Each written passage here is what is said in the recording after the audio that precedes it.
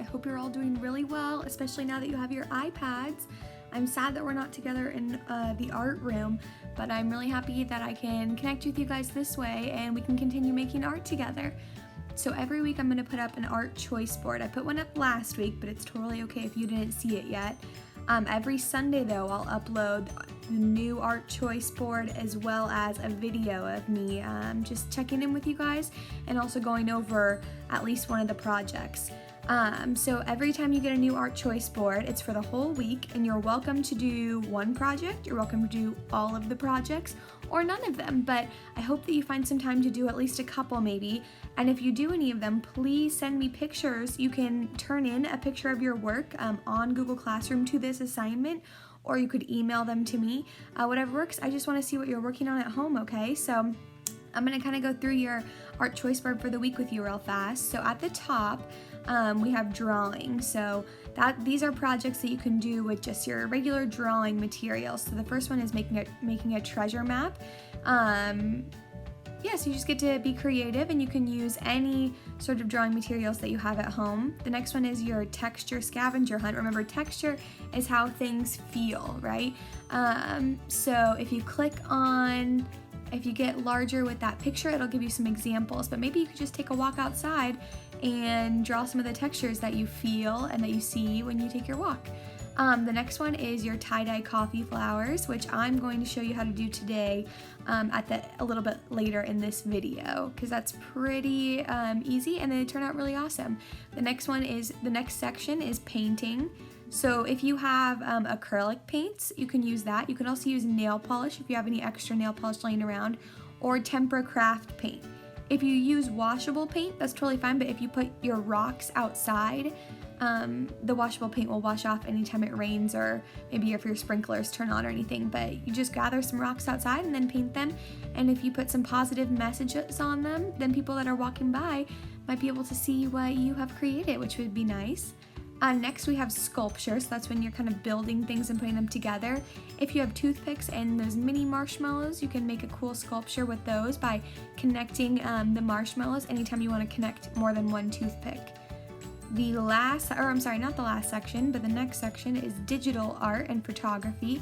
So this is when you can take a picture of something, or you can do it on your iPad. So the first one is making a found objects rainbow. So really you're just looking for anything around your house and arranging them to look like a rainbow. So for example, I've got my water bottle right here. I would put this where I need blue, right? Let's see, next to it, what else do I have right here? I've got this fun little dachshund pen at my desk, and it's pink, so I might put that in between red and orange if I could fit it somewhere around there. So you're just looking for random items that you might have around your house, but make sure you put them all back when you're done. Next, we have organic shape lesson. Remember that organic shapes are different than geometric shapes. I think we've talked about that in class before. So you can draw any sort of a picture with using your organic shapes and then kind of draw fun lines through it and choose different colors when you're coloring it in. There's an example right there that's pretty cool, so you'll have to look at that. And then we have more sculpture, which is a food sculpture, so you're welcome to try that out. You can make all kinds of different foods, like maybe your favorite food or the food that you eat on your favorite holiday, with any sort of materials that you find around home, like recycled materials would be a good one.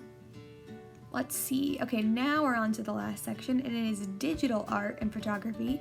So more taking pictures with your iPad. The first one is water photography. If you look at these examples, you can get some pretty cool looking pictures if you go through water. It'll look really awesome, so you should play around with that.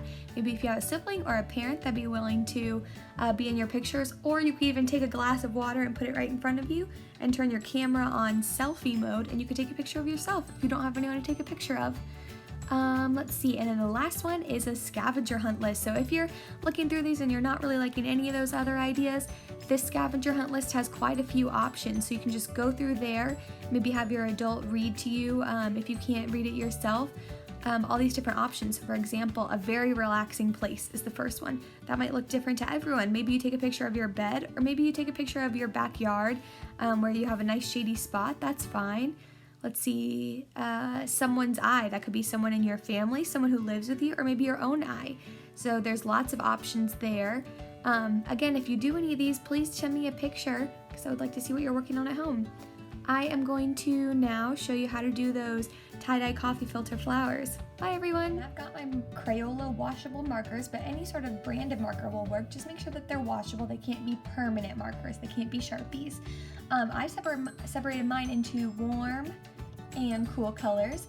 You don't have to, but I did do a couple practice coffee filter flowers, and I noticed that when I used light colors like yellow, and I also had something dark like purple, sometimes the purple washed over the yellow and kind of hid it. So it'd be nice maybe if you did one coffee filter with warm colors and one of your flowers with cool colors, but that's up to you. So then I also have my coffee filters. They look like this. I am going to go ahead and fold it in half. So remember, I'm taking two edges, I'm lining them up. I need to move my markers out of the way. I'm lining them up, and then I'm going to flatten and crease that corner, and I might flatten it a little bit extra just to try to get rid of some of those ridges. And then this is what I have to color on. So I'm going to keep it folded in half while I'm coloring it. Oops. Move the video a little bit.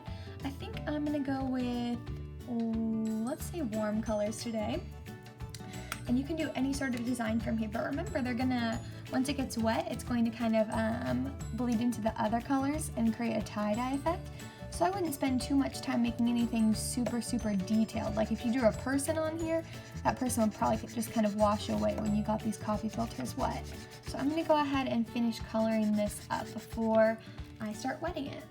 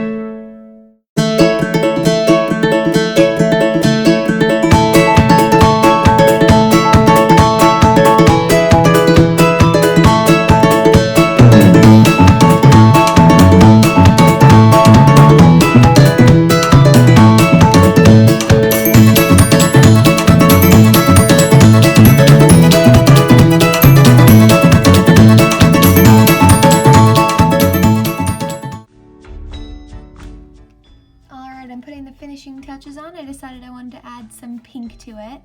You might have noticed I made a couple mistakes while I was working. Make sure that you're taking your time. I was kind of coloring it in fast, so I don't waste your time while you're watching this video, but you've got plenty of time, so really think about the colors you're using and how they might mix together. Remember, we worked on color mixing a little bit this year in class, so you might think about that. If you put red and yellow right next to each other, what color will that make when you get it wet? It might make orange, right? So those are some things for you to think about. And if you make a mistake like right over here where it was kind of bent, the coffee filter is a little bit ridged right there, it kind of messed up my triangle in a couple places, like up here. But don't worry about that, because once you get it wet, most of your designs are going to kind of bleed into the other one anyway, remember? Alright, so now I am done coloring it.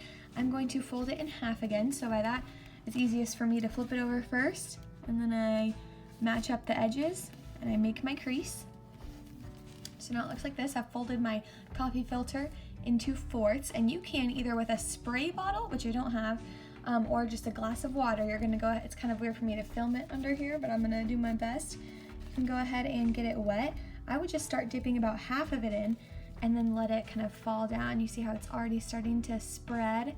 These coffee filters are pretty thin, so you don't need a ton of water. All right, so it looks like that might be it. So now the bottom of my coffee filter didn't quite get wet enough, so I'm gonna go ahead and just dip in the bottom. And then I'm gonna hold it upside down the other way. It kind of looks like some sort of weirdly colored watermelon, right? All right, so now I've got a paper towel underneath. I need to let this dry. If you get this on something, don't worry, because these are washable markers. So like when I lift this up, I might have a little orange on there. I can just wipe that up later. I'm gonna carefully unfold this. You have to be pretty careful so it doesn't rip. Kind of hard to get. There we go. And I'm gonna let it dry nice and open. Cool. I can't wait to see what you guys do, especially with the different colors and designs that you choose. So have so much fun, and don't forget to send me a picture of whatever you do. All right.